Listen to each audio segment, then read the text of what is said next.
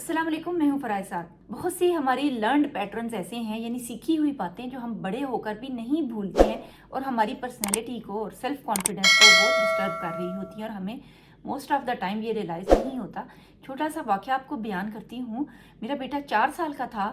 اور میں try movie دیکھ رہی تھی۔ ٹرائے مووی ایک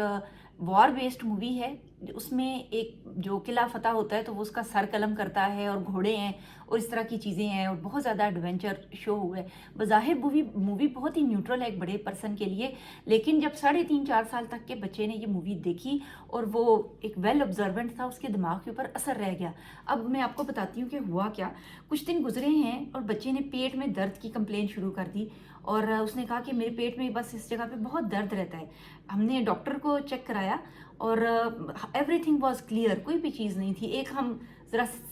کسی جگہ پر گئے، انہوں نے کہا شاید اپینڈکس کا پرابلم ہو سکتا ہے۔ اس طرح ہم نے تقریباً 2-3 ڈاکٹرز کو ٹرائی کیا۔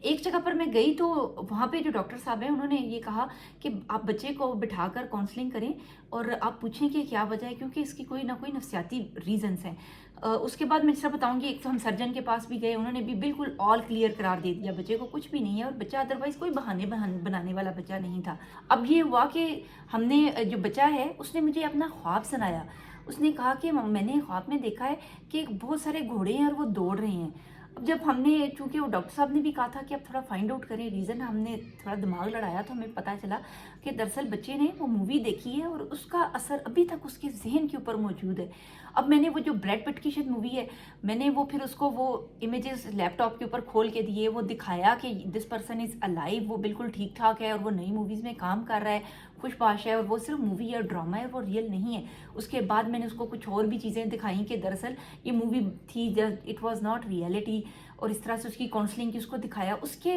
بعد یعنی جب اس نے یہ دیکھا اور اس کے انٹرویوز میں نے دکھائے، کچھ 1-2 فنی کلپس وغیرہ دکھائے اسی ایکٹر کے کہ جس کا سر قلم ہوتا ہوا دکھایا گیا تھا، تو اس کے بعد بچے نے نارمل ہونا شروع ہو گیا، پیٹ کے درد اور سمٹمز بھی چلے گئے۔ بات آپ کو اس لیے بتا رہی ہوں کہ سم ٹائم ہم ریئلائز نہیں کرتے ہیں اور وہ چیز جو ہمیں بہت ہی نیوٹرل اور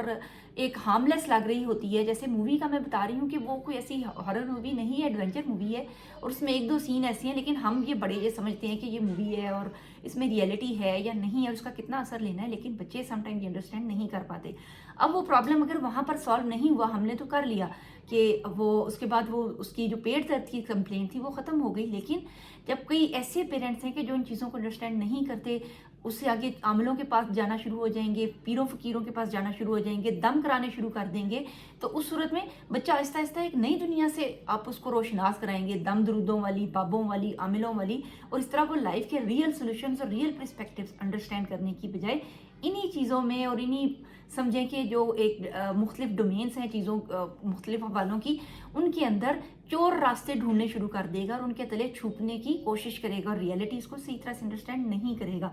اگر ہم صحیح طرح سے انڈرسٹینڈ کریں روٹ کازز کیا ہیں ہمارے بچے کے رویے کے، اگر وہ ایک دم سے چڑچڑا ہو گیا ہے، ایک دم سے بیماریوں کی کمپلین کرنا شروع ہو گیا، ایک دم سے اس کو ہر وقت سر میں درد رہ رہا ہے یا پیٹ میں درد ہو رہا ہے، تو اس کے ریئل کازز فائنڈ آؤٹ کریں۔ بچوں کے پاس سم ٹائم بہت ہی مائنیوٹ کیوز ہوتے ہیں جن کے بارے میں ان کو خود بھی نہیں پتا ہوتا،